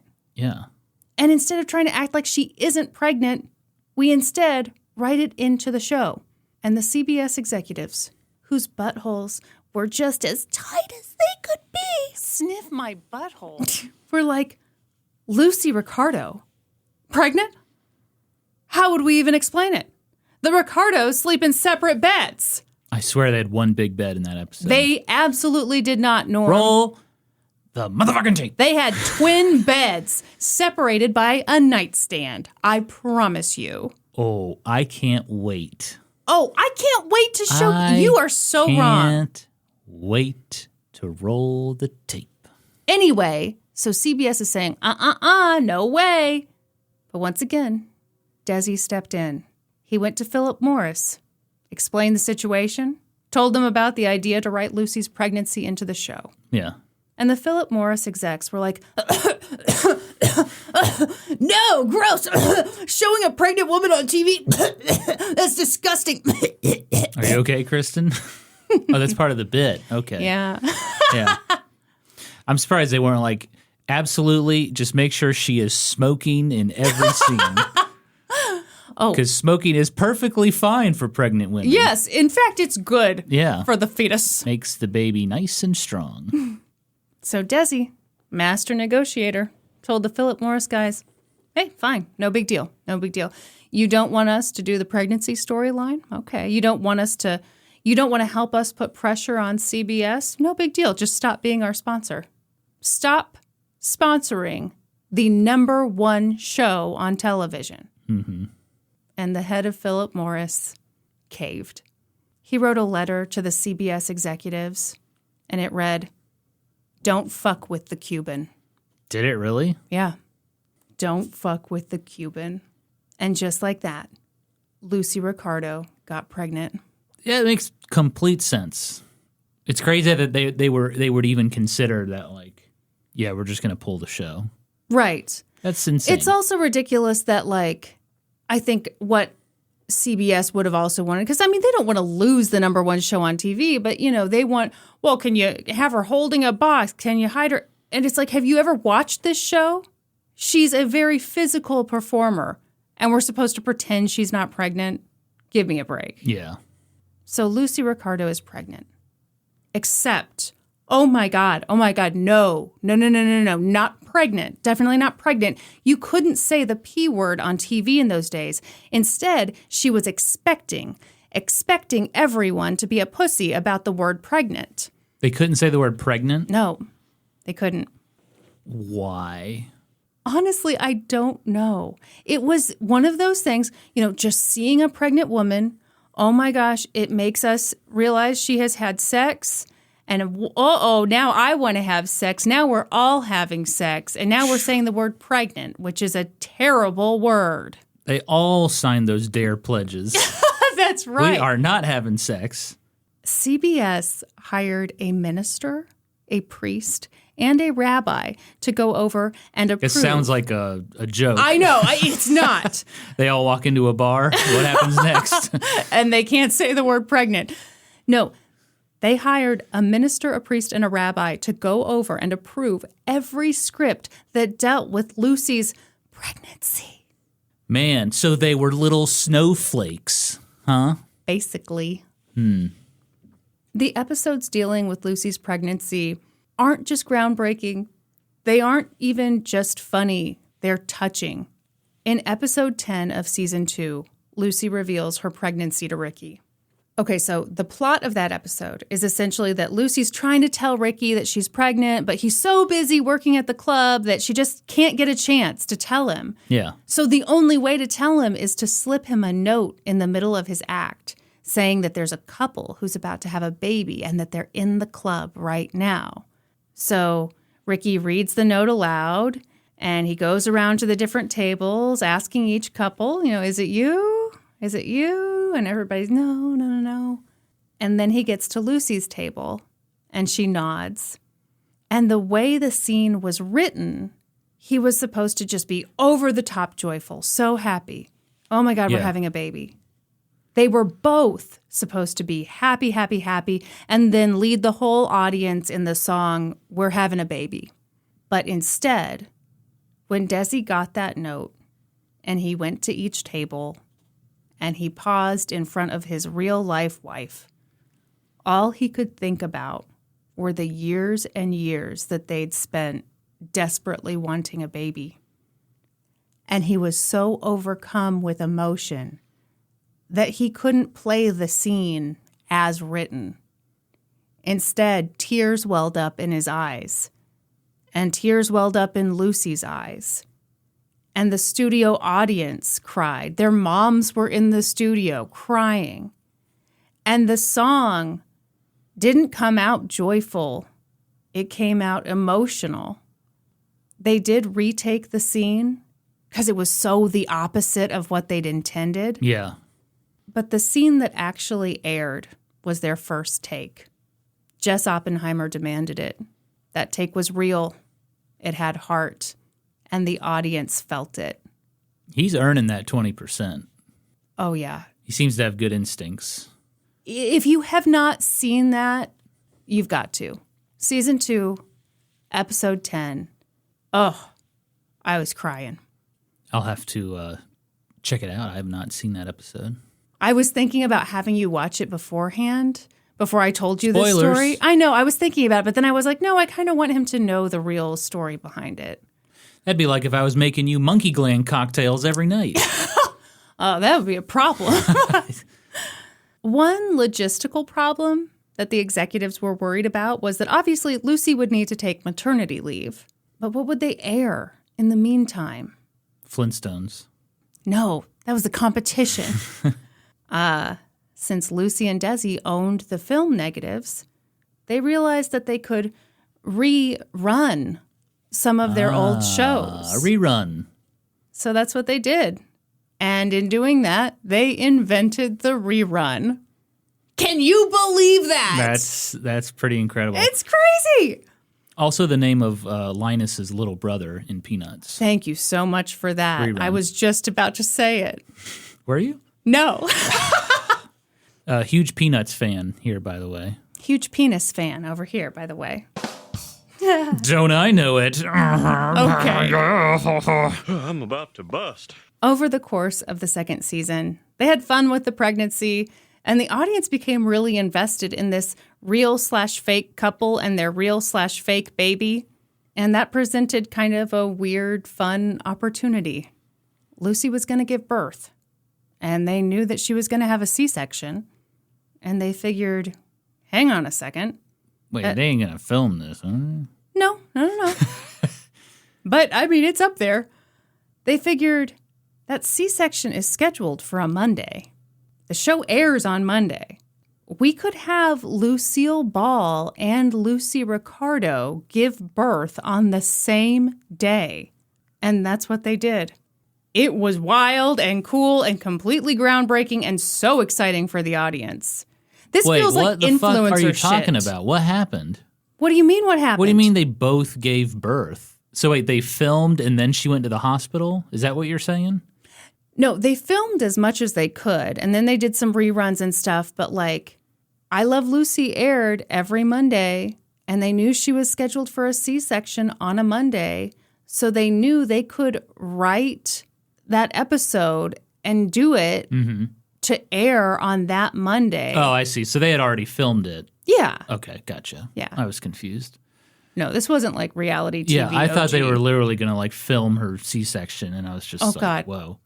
Yeah, they go from you can't say the word pregnant on TV to now they're filming a C-section. We put on a show last night. Oh my gosh. And it was like, this program contains graphic scenes of surgery. Viewer discretion advised. Which, And we're like, we see okay. those warnings all the time. I was just like, whatever. And then literally the first frame, the next frame is like someone getting their stomach cut open. And I was like, It nope. was horrifying. Yep. Backed out of that real quick. Yep. So this was a bit of a tough thing for the writers, but they were like, well, let's make Lucy Ricardo have a boy. And wouldn't it be cool if Lucille Ball gives birth to a boy? And lo and behold, on January 19th, 1953, Lucille Ball gave birth to Desi Jr., and Lucy Ricardo gave birth to little Ricky. Little Ricky, yeah. More than 90% of people who had a TV watched that episode. In other words, 44 million people watched that groundbreaking episode of I Love Lucy. And the next day, Dwight D. Eisenhower was sworn in as president, and 29 million people tuned in to watch his inauguration. Ooh. Suck on that, Take that, Dwight. Ike. He was a interesting guy. Future topic. You know something kind of cute that they said? I like Ike, but I love Lucy. Oh. Yeah, because you know. Yes. Yeah. I get it. Mm-hmm. Well, that was his presidential Yeah, that was on campaign. all the Yeah, pins. I like Ike. Yeah. When Desi Arnaz was in the hospital and he found out that Lucy had given birth to a little boy, he was overcome with joy. He said, now we have everything. And it seemed for a while like they did. In next week's episode, Lucille Ball loses almost everything she's worked for when she's accused of being a communist. A communist? Yep. Probably Grandpa Fred. Probably the worst thing you could ever be accused of. We all agree, Norm. Wow. Okay, this is a real roller coaster of a topic. Yeah, I was it really not is. expecting it. What'd you think of all that? Man, I had no idea there were so many revolutionary things happening with this show. Like I knew I Love Lucy was like a huge hit. Oh, of course. And I knew it was like created the modern sitcom, but I had no, did I say sitcom? That's what I had. That's gross. We were both about to provide a definition. We are nasty people. Yeah. A sitcom. Yes.